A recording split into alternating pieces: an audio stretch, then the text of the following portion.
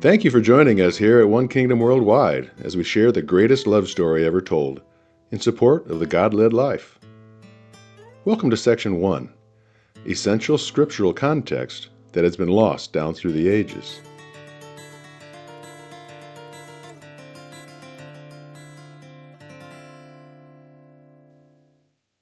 In the previous episode, we were talking about how it is that the things of men get passed down through tradition. You might recall that in one of the very first videos, what we were talking about is me as a consultant recognizing that every operation I've ever consulted for has a culture.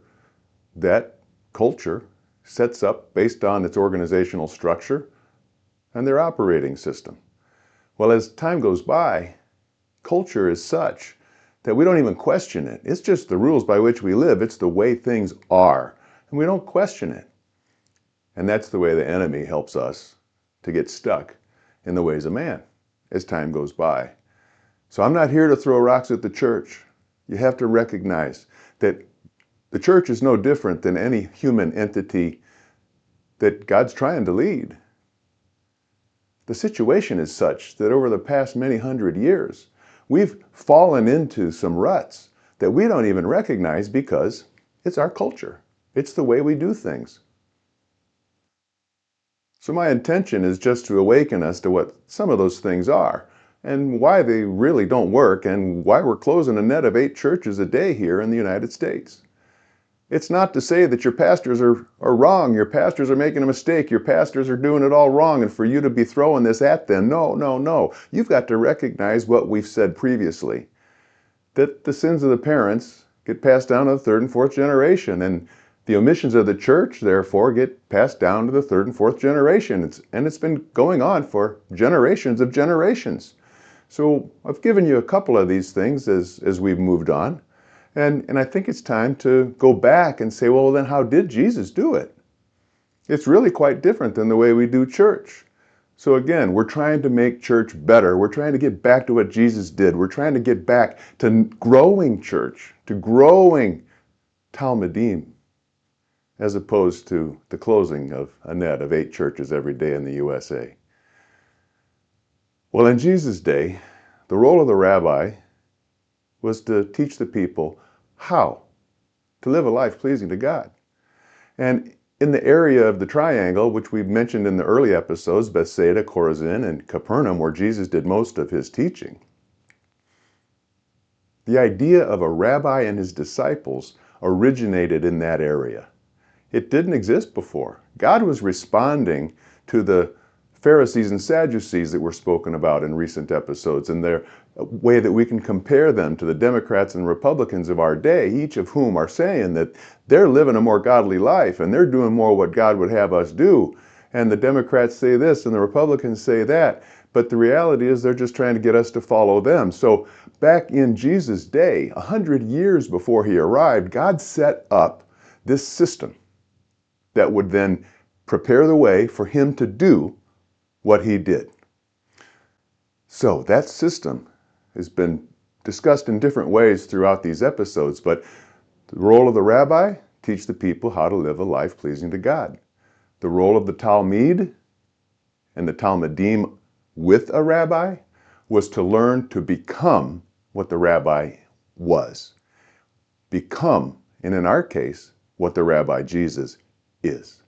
And so Jesus came and made sense of the entire Old Testament, and for 3 years, his disciples, his Talmudim, not disciples in our Western way of thinking, students, apprentices, learning and applying, practically making decisions on their own. No, that's the Greek way.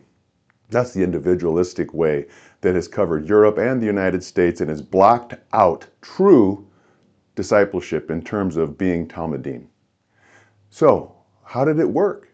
Well, the way they did synagogue should be more like how we would be more successful doing church. But as mentioned in previous episodes, when we left Israel for the other countries and nations of the world, we ran into other cultures of the world. And when we ran into the European set, it was all Hellenistic. It was all individualistic. It was all apprentice, learning as a student, applying it to your life. And so that word disciple it means a whole different thing in those cultures than what it meant in Jesus' day. So this is the way that we lost our track. What was going on in the synagogue of Jesus' day? Well, there would be multiple rabbis in the area. As many as 8 or 9 could be in a given synagogue on a given Sabbath. They would have their Talmudim with them. It's easy to see how there could be 75 to 100 rabbis and Talmudim in the synagogue. And then the other 5, 6, 800 people that are there as well. Now, they might start off similarly to the way we start off with some scripture out of the Torah, and then they would go into testimony, discussion. The rabbis would be sharing how to take the information and live a life pleasing to God, and they would connect it in context to the various other scriptures that might apply. And along the way, their Talmudim could say, Rabbi, what about this? And Rabbi, I think that. And Rabbi. And amazingly, any person in attendance could do the same thing. It was conversational learning. That's what Jesus did with his disciples, and that's the way synagogue worked.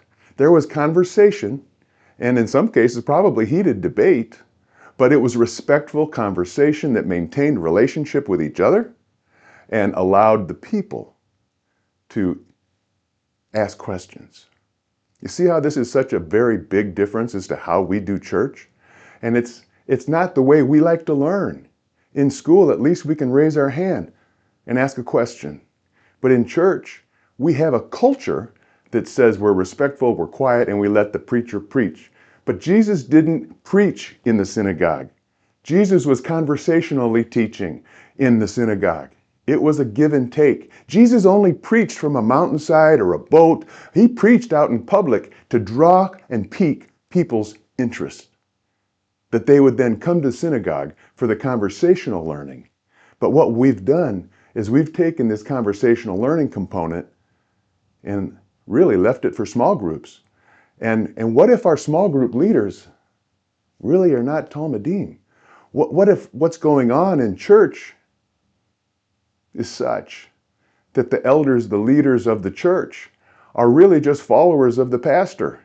Now please, again, I'm not attacking pastors. I'm not throwing rocks at the church. I'm helping you see how culture and tradition have gotten us to a place where we can't even talk in our churches. If Jesus was here today on a Sunday in our churches and he stood to say, I've got a little something to add here, we would shush him down. Oh, no, sit down, sit down. We don't do that here. You see, it's not allowing for conversational learning. And in most churches, there's not very many in the church leadership that really are what we might call Talmudim. Therefore, how many of our small group leaders, which is where we try to do conversational learning, are actually qualified? Because as they've been raised in the Western society, they see discipleship for the most part as a place where we are students and apprentices. And we take in the information and then we do with it as we see fit, as opposed to what Jesus said. And if we're truly Talmudim, I only say and do what the Father gives me to say and do. And this relationship with him is primary, not the what we learned in the Sunday. It's not about talking about what we learned on Sunday in our small groups. It's about trying to live a life pleasing to God in relationship with God, only saying and doing what the Father gives us to say and do. So I hope you see I'm not attacking the church. I'm asking for transition. And so please, don't go telling your pastor that he's got it all wrong, because this is what he was trained in, or she was trained in. This is the evolution of tradition and therefore the locking in of culture. We'll get into it more in the next episode. Peace, my friend. Peace. Don't get all worked up.